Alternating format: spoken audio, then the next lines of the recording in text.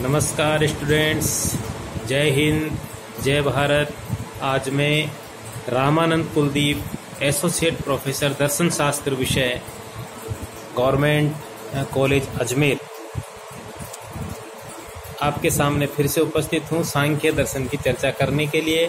और जैसा कि आपको ज्ञात होगा कि पिछली 2-3 क्लासों से हम लगातार सांख्य द्वारा स्वीकृत 2 मूल तत्वों में से एक मूल तत्व पुरुष के स्वरूप की चर्चा कर रहे हैं। छात्रों, ध्यान रखने की आवश्यकता है कि भारतीय दार्शनिक परंपरा में जितनी भी श्रेष्ठ दार्शनिक विचारधाराएं हुई हैं, उनमें से एक श्रेष्ठ दार्शनिक विचारधारा है सांख्य दर्शन।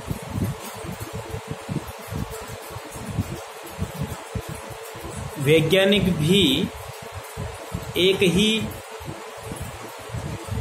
उद्देश्य को लेकर या एक ही लक्ष्य को लेकर निरंतर प्रयासरत है और उनका वह लक्ष्य है सृष्टि की उत्पत्ति के रहस्य को जानना।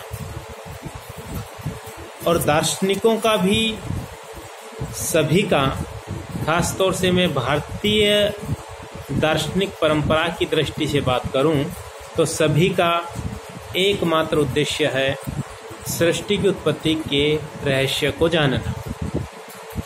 यदि हम निष्पक्षतापूर्वक और ईमानदारी से पाश्चात्य और भारतीय दार्शनिक चिंतन पद्धतियों के उद्देश्य की दृष्टि से और उनके जो तरीके हैं उसकी दृष्टि से यदि बात करें तो मैं सोचता हूँ हम पाएंगे कि भारतीय दार्शनिक हर दृष्टि से पाश्चात्य दार्शनिकों से 19 नहीं 20 ही ठहरते हैं। अर्थात भारतीय दार्शनिकों में एक खास जो चीज़ हम देखने को हमें मिलती है वो ये कि यहाँ ऋषि और महर्षियों की परंपरा रही, जिन्होंने अपने योग बल, अपने तप बल, अपने आध्यात्मिक शक्तियों से उस सत्य का साक्षात्कार किया जिस सत्य की खोज दर्शन का प्रमुख लक्ष्य है। और खास बात ये कि भारतीय दर्शन की तमाम विधाएं खंडन मंडन की परंपरा के फलस्वरूप निरंतर परिवर्धित, परिपोषित और परिशोधित होती रही। कोई एक विचारधारा आई, उसका कोई मत और सिद्धांत आया, तत्पश्चात उसी के समकालीन कोई अन्य दार्शनिक विचारधारा भी रही जिसने उस मत की कुछ चीजों की आलोचना की। परिणाम स्वरूप उस दार्शनिक परंपरा को आगे बढ़ाने वाले जो अन्य दार्शनिक थे, उन्होंने उनकी आलोचनाओं का ध्यान करते हुए अपने मत में, अपने सिद्धांतों में संभावित तर्कों के आधार पर संशोधन किया। और ये खंडन मंडन, संशोधन, परिसंशोधन, परिष्करण निरंतर चलता रहा। और इसीलिए आज हम भारतीय दर्शन की प्रत्येक स्कूल यानी एक शाखा, एक संप्रदाय, एक समुदाय में ये देखते हैं कि उनका अथाह दार्शनिक साहित्य उपलब्ध है और जीवन और जगत की एक एक चीज़ों पर उनका गूढ़तम और व्यापकतम अध्ययन है। इसी श्रृंखला में सांख्य दर्शन आता है और मैं सोचता हूँ कि दार्शनिक दृष्टि से यदि हम इस सृष्टि की व्याख्या की बात करें तो सांख्य दर्शन काफ़ी हद तक उसमें सफल हुआ है। यद्यपि सांख्य दर्शन तत्वमीमांसा की दृष्टि से द्वैतवादी है। 2 मूल तत्व मानता है, एक को हमने कहा था प्रकृति और एक हम कह रहे हैं पुरुष। प्रकृति के बारे में हम पिछली 2-3-5-6 क्लासों में बात कर चुके। याद रखिए, प्रकृति शब्द यहाँ हम सामान्य बोलचाल की भाषा में जिसके लिए प्रयुक्त करते हैं, यहाँ वो संदर्भ, वो अर्थ नहीं है। यहाँ प्रकृति एक जड़ सत्ता है जो स्वरूप से त्रिगुणात्मक है।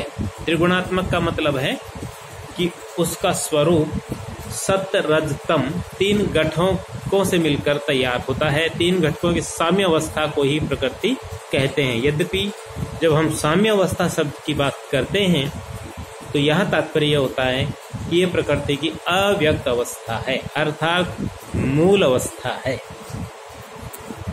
तो दूसरा जो मूल तत्व है वो है पुरुष। यहाँ फिर मैं आग्रह करूंगा कि पुरुष शब्द का जब भी हम प्रयोग करें तो इसका भी यह अर्थ कदापि नहीं लगाना चाहिए कि पुरुष का अर्थ यहाँ पर कोई मादा, आज का जो पुरुष है, मनुष्य है, उसके संदर्भ में बात हो रही है। यहाँ नर और मादा की, आज के मनुष्य और स्त्री की बात नहीं हो रही। यहाँ पुरुष तात्पर्य एक आत्म तत्व से है, जिसे भारतीय दर्शन में आत्मा, शौल आदि कहते हैं, और जो मूलतः स्वभावतः चेतन है। तो 2 मूल तत्व, एक जड़ और एक चेतन। फिलहाल हमारी जो चर्चा चल रही थी वो चेतन तत्व अर्थात आत्म तत्व अर्थात पुरुष को लेकर चल रही थी, और हमने इसमें यह स्पष्ट करने का प्रयास किया था कि सांख्य में पुरुष भी उतना ही महत्वपूर्ण है जितना प्रकृति। हमने पुरुष के स्वरूप को ठीक ढंग से जानने समझने के लिए इसकी कुछ विशिष्टताएं जो सांख्य दर्शन में उपलब्ध है उन पर एक एक करके बात प्रारंभ की थी, और उसमें ये भी जोड़ा था कि पुरुष की जो विशेषताएं, जो गुण हम यहाँ पढ़ने वाले हैं, उनमें हम न केवल ये बात करेंगे कि ये गुण, ये विशिष्टताएं पुरुष की है, बल्कि हम इसमें ये भी देखने का प्रयास करेंगे कि कौन कौन से गुणों में पुरुष और प्रकृति के बीच, और प्रकृति के खास तौर से दोनों रूपों के बीच जो व्यक्त और अव्यक्त है, वहाँ कहाँ कहाँ उनमें समानता है और कहाँ कहाँ असमानता है। तो मित्रों, ध्यान से देखेंगे, हम कल की चर्चा को आगे बढ़ाते हैं। तो पुरुष के स्वरूप के संदर्भ में हमने प्रथम बात जो बोली थी वो ये कि पुरुष ज्ञाता है। आत्मा का अस्तित्व क्यों स्वीकार करना पड़ता है? क्योंकि आत्मा के पक्ष में जितने भी तर्क दिए हैं संपूर्ण भारतीय दर्शन में, उनमें किसी भी तर्क से आत्मा एक भौतिक वस्तु की तरह सिद्ध नहीं होती। मैं जब फिलॉसफी पढ़ाता हूँ और खासतौर से ईश्वर के अस्तित्व के पक्ष में तर्कों पर बात होती है, तो मैं ये जरूर आग्रह करता हूँ कि इन तर्कों को देने का तात्पर्य ये नहीं है कि हम ईश्वर की गिरेबान पकड़कर आपके सामने खड़ा कर देंगे कि ये रहा ईश्वर जिसके अस्तित्व की हम बात कर रहे हैं। तो जो बात ईश्वर के संदर्भ में है वही बात आत्म तत्व के संदर्भ में है। ये निर्विवाद है कि आत्मा होती है। सभी भारतीय दार्शनिकों ने एक मत से स्वीकार किया। यद्यपि भारतीय दार्शनिक परंपरा की एक पद्धति, जिसे हम चार्वाक दर्शन कहते हैं, वो एक नित्य और स्थायी आत्मा की सत्ता को स्वीकार नहीं करता, और उसी भांति कुछ कुछ बौद्ध धर्म भी नित्य और स्थायी आत्मा की सत्ता को स्वीकार नहीं करता। और इस दृष्टि से हम इन दोनों ही दार्शनिक पद्धतियों को अनात्मवादी कहते हैं। लेकिन मेरे मित्रों, यदि हम ध्यान से देखें तो चार्वाक में जो शब्द, जो वाक्य काम में लिया गया, चैतन्य विशिष्ट शरीर ही आत्मा है, तो आत्मा है, यहाँ ये शब्द प्रयुक्त हुआ है। तो मैं सोचता हूँ आत्मा है अर्थात आत्म सत्ता को उन्होंने स्वीकार तो किया। बौद्ध दर्शन में एक अलग मत दिया गया। वो कहते हैं आत्मा निरंतर विज्ञानों का प्रवाह है, एक चेतना है। तो वहां भी है तो कहा गया। और बौद्ध दर्शन में कर्मवाद की बात भी की जाती है, पुनर्जन्म की भी बात की जाती है। यदि एक नित्य और स्थायी आत्मा नहीं हो तो एक बहुत बड़ा दार्शनिक प्रश्न हमारे सामने खड़ा होने वाला है, और वो ये कि ये पुनर्जन्म किसका होता है, और ये परलोक की अवधारणा है, और कर्मवाद का सिद्धांत किस पर लागू होता है। खैर, तो जैन और बौद्धों ने भी भले अलग रूप में आत्मा को स्वीकार किया, पर वो उसको मानते हैं। और दोनों ने ही, यद्यपि चार्वाक दर्शन पूर्ण रूपेण जड़वादी दर्शन है, पर जड़वादी होने के बाद भी उसने आत्मा को भौतिक तत्वों की माफिक स्वीकार नहीं किया। चैतन्य विशिष्ट शरीर ही आत्मा है, ये जो चैतन्य है, हालांकि उन्होंने अलग व्याख्या दी है कि इस चैतन्य की उत्पत्ति जड़ से होती है, ये बात स्वीकार्य नहीं है, क्योंकि कभी भी हम सत्कार्यवाद के सिद्धांत का उल्लंघन नहीं कर सकते और सत्य से असत की और असत से सत्य की उत्पत्ति नहीं कर सकते। तो वो एक अलग चर्चा का विषय है। फिलहाल आत्मा है और उसका जो मूल स्वरूप है वो चेतन है, अर्थात ज्ञाता रूप है। तो पुरुष को सांख्य में ज्ञाता कहा गया।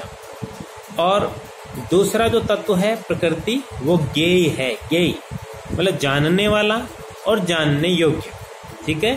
तो यहाँ दोनों के मूलभूत स्वरूप में अंतर है। दूसरी विशिष्टता में हमने कहा था पुरुष निस्त्रैगुण्य है, तो हमने प्रकृति को त्रिगुणात्मिका कहा। सत्य रज तम 3 घटकों की साम्यावस्था कहा। तो जब प्रकृति त्रिगुणात्मक है तो पुरुष निस्त्रैगुण्य है। ये इसलिए कहा गया क्योंकि सांख्य दर्शन, पूरा दर्शन जो है, वो पूरी पद्धति जो है वो ये सिद्ध करने में लगी हुई है कि जो कुछ भी सृष्टि में उत्पन्न होता है वो प्रकृति से उत्पन्न होता है। और सृष्टि में दिखाई देने वाली जितनी भी वस्तुएं हैं, या तो वो सुखात्मक है या दुखात्मक या मोहात्मक, अर्थात मोहात्मक से अर्थ उदासीन, कि हम उस पर तटस्थ भी रह सकते हैं। तो ये जो 3 स्वरूपों वाली सृष्टि के भौतिक तत्व हैं, इन तत्वों की व्याख्या के लिए हमें कोई ऐसा ही तत्व स्वीकार करना पड़ेगा जो इन 3 तत्वों से युक्त हो, और वो प्रकृति। दार्शनिक की एक खास बात जो है वो ये, जैसे मैंने प्रारंभ में, यदि आपने वो वीडियो मेरा देखा हो, तो मैंने दर्शन क्या है ये समझाने के लिए एक वीडियो बनाया था, बहुत ही सरलतम भाषा में और सरलतम शब्दों में। तो मैंने वहां पर कोशिश की थी ये समझाने की कि दार्शनिक जो सामने है उसके पीछे के कारण को जानने का ही प्रयत्न करता है। क्यों और कैसे आदि आदि प्रश्न उसके मानव मस्तिष्क में उत्पन्न होते हैं। या तो मानसिक रूप से जो घटनाएं और जो प्रश्न खड़े होते हैं उनका उत्तर ढूंढने के लिए, या जो विचित्रता और विविधतापूर्ण जो ये संसार हमें दिखाई देता है इसका कारण जानने के लिए। मैं सोचता हूँ एक सामान्य नागरिक भी, सामान्य व्यक्ति भी, जब कभी भी फुर्सत के क्षणों में आसमान की ओर निहार रहा हो रात्रि और चांदनी रात्रि के समय, और असंख्य तारों को देखकर उसके मन में भी वैचारिक आंदोलन और एक द्वंद्व और एक भयानक जिज्ञासा उत्पन्न हो सकती है कि आखिर ये सब चीजें क्या है। मेरे मन में तो बहुत बार उत्पन्न होती है जब मैं रात्रि को, शाम को कभी छत पे लेटा रहा होता हूँ और आसमान पे अचानक मेरी निगाह जाती है, तो मैं बिल्कुल एक रोमांचित हो उठता हूँ कि आखिर ये सब क्या है, किसने बना रखा है। असंख्य और अरबों खरबों ये तारे, पृथ्वी, सूर्य, चंद्रमा और पता नहीं कितने कितने जो है ग्रह नक्षत्र अपनी निश्चित गति और निश्चित दशा और दिशा से नियंत्रित हैं, संचालित हैं। कभी भयानक उथल पुथल हम देखने को नहीं मिलती कि सारी सृष्टि में कोई इस तरह का एक भूचाल आ जाए कि पृथ्वी सूर्य से, सूर्य चंद्रमा से, चंद्रमा बृहस्पति से, बृहस्पति शनि से, मंगल से, नेपच्यून से, प्लेटो से और अन्य हजारों लाखों जो ग्रह नक्षत्र हैं उनसे आपस में इतनी भयानक स्थिति में टकराएं, विस्फोट हो जाए। मैं सोचता हूँ पृथ्वी की अपने अक्ष पर घूमने की गति, सूर्य के परिक्रमा करने की गति, सूर्य का भी परिभ्रमण करना, चंद्रमा का भी घूमना, ये जो सूर्य ग्रहण और चंद्र ग्रहण होना, ये क्या है। ये सब निश्चित समय पे मौसम परिवर्तन होना, ओजोन लेयर का होना, मेरे लिए तो बहुत बहुत आश्चर्य की चीजें हैं। और मैं जानता हूँ अभी तक, हालांकि बहुत ज़्यादा मेरा गहन विस्तृत अध्ययन नहीं है, लेकिन इतना मैं दावे के साथ कह सकता हूँ कि अभी रहस्य में बहुत कुछ इस सृष्टि का रहस्य सुलझाना बाकी है। खैर, तो दार्शनिक जो हैं वो वर्तमान को देखकर इसके पीछे भूतकाल के कारणों को जानने का प्रयत्न करते हैं, और इसी प्रयत्न में सांख्य दर्शन जो है 2 मूल तत्वों तक पहुंचा। एक है प्रकृति, दूसरा है पुरुष। तो पुरुष को ज्ञाता कहा, प्रथम विशेषता थी। दूसरी है पुरुष निस्त्रैगुण्य है, अर्थात 3 गुण सिर्फ प्रकृति के हैं, पुरुष में कोई गुण नहीं होता। ये सांख्य ने स्पष्ट करने का प्रयास किया, 3 गुणों से रहित है पुरुष। पुरुष चेतन है, प्रकृति जड़ थी। प्रकृति दोनों ही रूपों में जड़ है, व्यक्त रूप में भी और अव्यक्त रूप में भी। आप में से यदि कोई विद्यार्थी पहली बार वीडियो देख रहा हो, प्रश्न उठा सकता है कि व्यक्त अव्यक्त क्या होते हैं। मैं फिर से क्लियर कर दूं कि जब प्रकृति अपनी मूल अवस्था में रहती है, जिसको सांख्य में प्रलय कहा गया है। प्रलय का अर्थ फिर यहाँ ध्यान दीजिएगा, प्रलय का अर्थ जैसे कोई बहुत बड़ी बाढ़ के आने से जो विकराल रूप धारण होता है, जो अपूरणीय क्षति होती है, जो व्यापक क्षति होती है, उसको प्रलय नहीं कहते। हाँ, ये तो हमारी बोलचाल की भाषा में प्रलय आ गई। यहाँ प्रलय का अर्थ है कि सृष्टि का अपने आप में सिमट जाना, तो अपनी मूल अवस्था में रहना। तो उस प्रलय अव्यक्त अवस्था को, प्रकृति की अव्यक्त अवस्था को कहा गया है प्रलय। और जब प्रकृति सृष्टि के रूप में परिवर्तित होती है तो यह है व्यक्त अवस्था। तो प्रकृति जब अव्यक्त अवस्था में रहती है, मूल अवस्था में रहती है, और जब वो सृष्टि के रूप में परिवर्तित हो जाती है, दोनों ही रूपों में वो त्रिगुणात्मिका है, अर्थात उसमें 3 गुण पाए जाते हैं। और इसी दृष्टि से हम पुरुष के संदर्भ में बात कर रहे थे कि पुरुष निस्त्रिगुण्य है। अगली विशिष्टता में पुरुष को अप्रसवधर्मी कहा गया। अप्रसवधर्मी का अर्थ यहाँ पर इतना ही है कि प्रकृति से ही सब कुछ उत्पन्न होता है। उत्पन्न होने की प्रक्रिया प्रकृति की है, पुरुष से कुछ भी उत्पन्न नहीं होता। मैं एक उदाहरण से बात को समझाता हूँ कि जैसे कोई मधुमक्खी का छत्ता है, तो प्रकृति है मधुमक्खी का छत्ता और पुरुष है एक पत्थर के माफिक। जब हम पत्थर को उठा के मधुमक्खी के छत्ते पे मारते हैं तो छत्ता बिखर जाता है, लेकिन पत्थर का कुछ नहीं बिगड़ता। इसी तरह से प्रकृति और पुरुष के बीच संबंध होने से सृष्टि की विकास प्रक्रिया प्रारंभ होती है, और जो कुछ भी उत्पन्न होता है वो प्रकृति से उत्पन्न होता है। पुरुष तो केवल उस उत्पत्ति की प्रक्रिया को प्रारंभ करता है, गति देने वाला काम करता है, और गति भी पुरुष नहीं देता। याद रखिएगा, गति भी पुरुष नहीं देता, गति भी प्रकृति में ही अपने निहित है, केवल उसको प्रारंभ करने का काम पुरुष का है। जैसे कोई बंद गाड़ी को स्टार्ट करने के लिए धक्का लगाया जाता है ना, तो धक्का लगाने वाला जो है वो उसको केवल गति देने का प्रारंभ कर देता है, गति होती गाड़ी में ही है। तो पुरुष अप्रसवधर्मी, पुरुष असामान्य है। अब यहाँ असामान्य का अर्थ है कि पुरुष विशेष है। प्रकृति पुरुष के ज्ञान का विषय के होने के कारण सामान्य थी, परंतु पुरुष किसी अन्य के ज्ञान का विषय नहीं है, इसलिए पुरुष को असामान्य कहा गया। एक नई बात अपने की जो पिछली क्लासों में नहीं हुई थी। पुरुष अकर्ता है, ज्ञाता तो कहा जा रहा है पुरुष को, पर भोक्ता और कर्ता नहीं है। जो मूल स्वरूप है पुरुष का, उस मूल स्वरूप में पुरुष कर्ता नहीं है। वो अविद्यावश, अज्ञानवश अपने आप को कर्ता मान लेता है। वस्तुतः पुरुष कर्ता नहीं है, वह अनुपादक है। और इन पुरुष के उपयुक्त लक्षण ये सारे प्रकृति के विपरीत हैं। ऊपर जो भी बातें हमने की, निस्त्रिगुण्य, चेतन, अप्रसवधर्मी, असामान्य, अकर्ता, प्रकृति इनके विपरीत है। पुरुष अहेतुमान है यहाँ, यानी पुरुष भी क्योंकि कारणों की श्रृंखला में मूल कारण है, तो जिस तरह से प्रकृति अहेतुमान थी, अर्थात प्रकृति से कुछ उत्पन्न नहीं होता, वैसे ही पुरुष से भी कुछ भी उत्पन्न नहीं होता। प्रकृति से तो उत्पन्न होता है, पर प्रकृति स्वयं किसी से उत्पन्न नहीं होती, मैं ये कहना चाह रहा था। तो स्वयं किसी से उत्पन्न न होने के कारण प्रकृति अहेतुमान है, तो पुरुष भी उत्पन्न नहीं होता। सांख्य तो यही तो कहता है कि 2 मूल तत्व है, दोनों मूल तत्व होने का मतलब है कि दोनों ही अकारण है, अहेतुक है, अलिंगम है, अनाश्रित है, स्वतंत्र है, निरपेक्ष है, नित्य है। ये सारी विशेषताएं पुरुष और प्रकृति के अंदर दोनों में ही पाई जाती है। पुरुष सर्वत्र व्याप्त है, इसलिए इसको व्यापी कहा गया। अनाश्रित, किसी पर अपने अस्तित्व के लिए आश्रित नहीं है, अलिंगम है, निर्वयव है, स्वतंत्र। निर्वयव उस दृष्टि कहा था कि प्रकृति में तो 3 अवयव हैं, सत्य, रज, तम, 3 तत्वों से मिलकर बनी है, पर पुरुष में कोई अवयव नहीं है, घटक नहीं है कि पुरुष भी कोई तत्वों से मिलकर बना हो, इसलिए पुरुष को इस दृष्टि से निर्वयव कहा जाता है, स्वतंत्र कहा जाता है। वह अकेला रहता है, किसी तत्व के साथ वो संयोगी नहीं होता, उसकी सत्ता सदैव स्वतंत्र रहती है। लेकिन मैं एक बात यहाँ क्लियर कर दूं, और वो ये है कि जब प्रकृति अव्यक्त अवस्था में होती है तब तो पुरुष शुद्ध साक्षी रूप में विद्यमान रहता है, लेकिन वो किसी कारण से, अब इस पर हम विस्तार से अलग से बात करेंगे कि ये प्रकृति पुरुष का संबंध क्यों होता है, क्योंकि जब तक संबंध नहीं होगा सृष्टि की उत्पत्ति नहीं होगी। तो जो मुक्त पुरुष है, जो शुद्ध ज्ञाता है, साक्षी है, दृष्टा है, उदासीन है, माध्यस्थ है, और जो मुक्त है वो प्रकृति के बंधन में आके क्यों दुखों के अंदर आता है, शामिल होता है, दुख ग्रसित होता है। वो बात की बात है। ठीक है, आज फिलहाल इतना ही, आगे की चर्चा को कल बढ़ाएंगे। जय हिंद, जय भारत।